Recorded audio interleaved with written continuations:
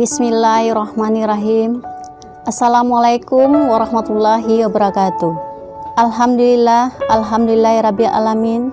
Wassalatu wassalamu ala asrafil anbiya'i wal mursalin wa ala alihi wa sahbihi ajmain.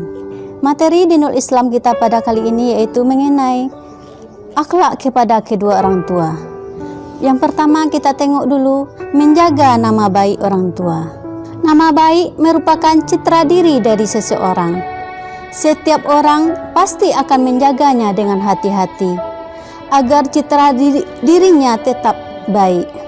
Apabila orang tersebut telah menjadi teladan di suatu keluarganya, itu merupakan suatu kebanggaan yang tak dapat terlupakan baginya, yang begitu tinggi nilainya. Orang tua kita selalu berpesan kepada kita, jagalah nama baik keluarga dan jagalah nama baik diri. Laksanakanlah apa yang kamu anggap baik, namun janganlah kamu laksanakan apa yang kamu anggap tidak baik. Hal ini berarti dengan melaksanakan apa yang dianggap baik, maka menjaga nama baik keluarga sama dengan menjaga nama baik diri sendiri. Setiap anggota keluarga harus bisa mengembangkan dirinya untuk menjaga nama baik keluarga. Anak-anak ibu yang berbahagia, adapun cara seorang anak untuk menjaga nama baiknya, yang pertama yaitu menghormati orang tua dan semua anggota keluarganya. Itu sangatlah penting. Kemudian yang kedua, setiap anak harus menghormati kedua orang tuanya yang telah berjuang membesarkan anak-anaknya. Tak hanya orang tua saja yang wajib kita hormati, tetapi semua anggota keluarga kita. Saat anak beranjak dewasa, anak biasanya mulai melupakan suatu kewajiban untuk berbakti kepada kedua orang tua. Apabila orang tua kita sudah tua, diharapkan anak-anaknya tetap menjaga dan merawat kedua orang tua kita dengan baik. Tidak dititipkan dia di panti jompo agar merasa dia sedih. Jangan itu bisa terjadi. Ada sebuah hadis Rasulullah SAW bersabda bahwa orang yang tidak merawat kedua orang tuanya atau salah satunya tidak akan masuk surga. Jadi tetaplah berbakti kepada kedua orang tua kita sampai orang tua kita meninggal dunia. Yang ketiga, selagi orang tua kita masih hidup, jangan lupa tunaikan kewajiban untuk terus berbakti kepada kedua orang tua. Salah satunya yaitu dengan cara menjaga nama baik mereka. Jangan lupa untuk selalu mendoakan mereka, baik yang masih hidup maupun yang sudah meninggal. Yang keempat, mendengarkan dan melaksanakan nasihat atau perintah orang tua. Ini dijelaskan dalam Quran surah Al-Isra ayat 23 yang berbunyi, Bismillahirrahmanirrahim. Wa qadara rabbuka alla ta'budu illa iyyahu wa bil walidaini ihsan. Imma yablughanna indakal kibara ahaduhuma aw kilahuma fala taqul lahumā uffin wa la tanhar wa kullahuma qawlan karim, yang artinya, dan Tuhanmu telah memerintahkan, janganlah kamu menyembah selain Dia, dan hendaklah kamu berbuat baik kepada kedua orang tua.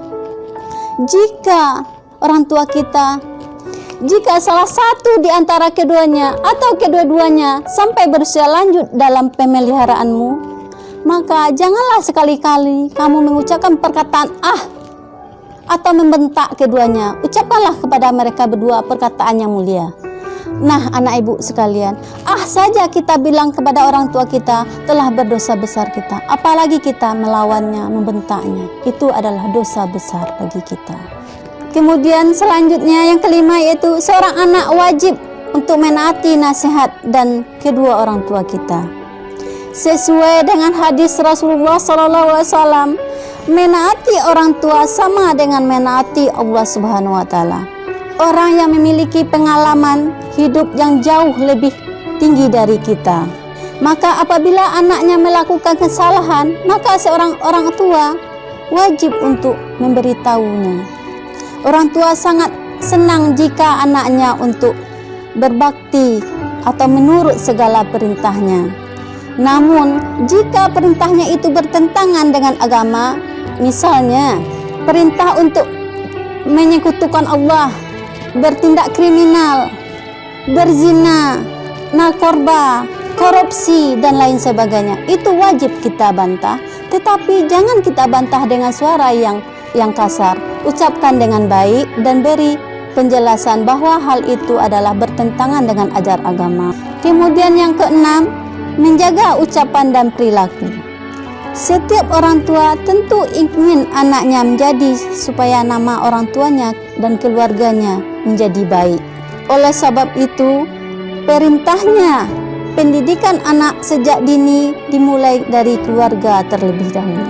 Kemudian yang ketujuh, tidak melakukan perbuatan tercela seperti mencontek saat ulangan, memakai narkoba, takabur, sombong, mencuri, berkata kasar dan kotor, atau korupsi. Apabila hal itu dilakukan, akan membawa nama dan dampak buruk bagi keluarga kita sendiri.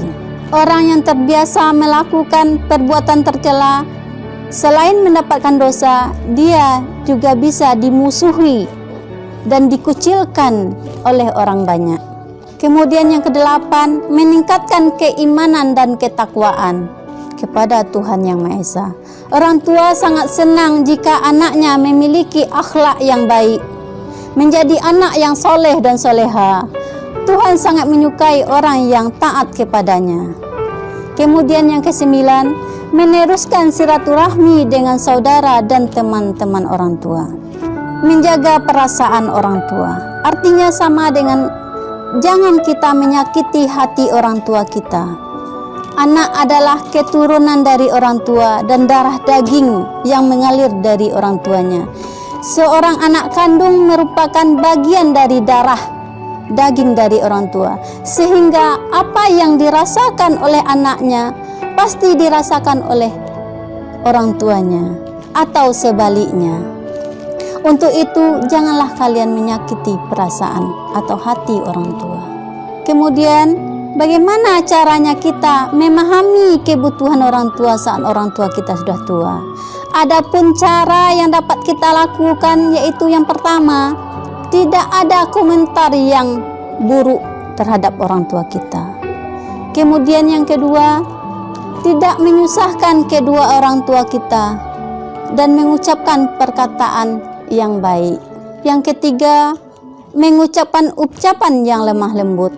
Keempat, mendoakan kedua orang tua kita.